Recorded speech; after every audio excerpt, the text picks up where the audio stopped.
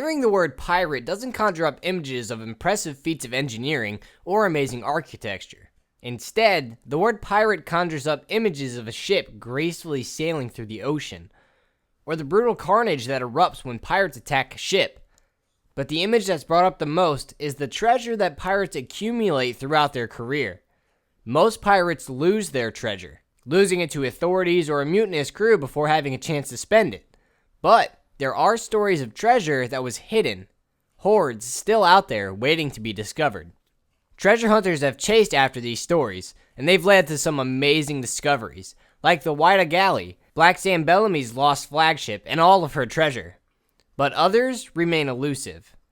Nathan Drake and his brother Sam chase after one of these stories in Uncharted 4, and end up discovering something much greater than they expected: the mythical pirate colony, Libertalia. Let's take a look at history and see how accurate Uncharted 4's story of Libertalia is to the real legend. Now, long before the brothers Drake ended up on this jungle-covered island, they were chasing after Captain Henry Avery and his legendary loot. Captain Avery was the perpetrator of the most profitable pirate raid in history, the taking of the Gunsway, where he made off with an estimated $400 million. After relieving the ship of its cargo, Captain Avery made his way to the Bahamas, and shortly afterwards disappeared from history, never to be heard from again. Uncharted 4 postulates that he went on to create Libertalia, and this story was given in real life in a pamphlet published in 1709 titled The Life and Adventures of Captain John Avery. There were numerous other theories about the legendary pirate's fate.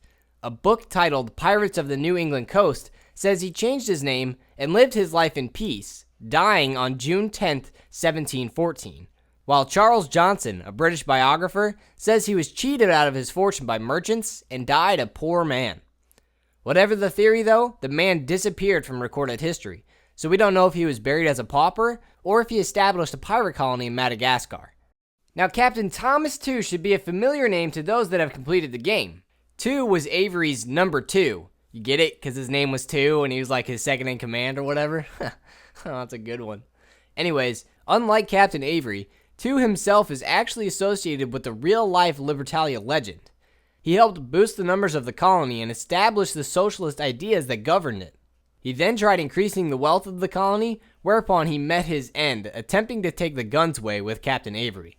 Although 2 was important in the establishment of the colony, he didn't create it. That honor goes to a captain named James Misson. Misson was made captain by the mutinous crew of the Victoire, and afterwards embarked on a career of piracy.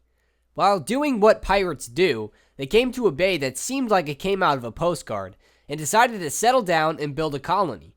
They named it Libertalia and became farmers. The colonists shared everything: property, goods, soap, and any treasure obtained from the sea went to a common treasury building.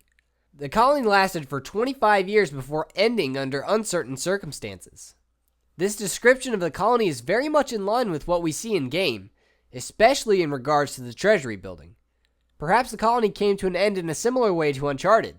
The lure of treasure was too much for some of the colonists, and they fought to obtain it, eventually destroying the colony and the ideals it stood for. Or did they? All of what we know about Libertalia comes from a book called A General History of the Pirates by Captain Charles Johnson. It is a book that contains biographies for many famous pirates, such as Blackbeard and Anne Bonny, and is thus extremely helpful in understanding their lives. However, the book mixes fact with fiction and is criticized for introducing false perceptions of pirates, like notions of buried treasure and peg legs and hook hands. Since what we know of Libertalia is from a somewhat disreputable source, it's possible Libertalia is entirely made up, and chances are there never was a Libertalia. However, even though the colony itself may not have existed, the ideals it was built upon are pretty important to history today. The story was written in the late 17th century, which was a time in which the world was governed by monarchies and their rigid authoritarian constructs. Libertalia was a place that bucked the established trends of government. Each man was free, regardless of birth or race, and each had an equal amount of power. Instead of rulers, they looked at each other as comrades and practiced direct democracy where the people as a whole made decisions. And this was long before the American Revolution at the end of the 18th century.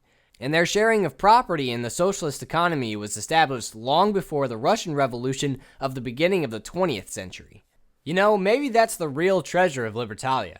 Not some mega pirate horde, but the ideas it was based on. Equality among all men, and shared wealth and resources among them. Nations have been built and destroyed based on these ideas, and they even created two of the world's greatest superpowers. The history of the world has changed a lot since the rise of democracy, and it's crazy to think that it could all stem from pirates that were courageous enough to rebel from the established norm of their day, just for a chance to live a free life. And deep down, isn't that what we all want? Thank you for watching, and see you later. Wisecracking pretty boy Nathan Drake has been across the world, chasing after ancient treasures, often without a care for the priceless archaeological artifacts he comes across. Sorry, Marco.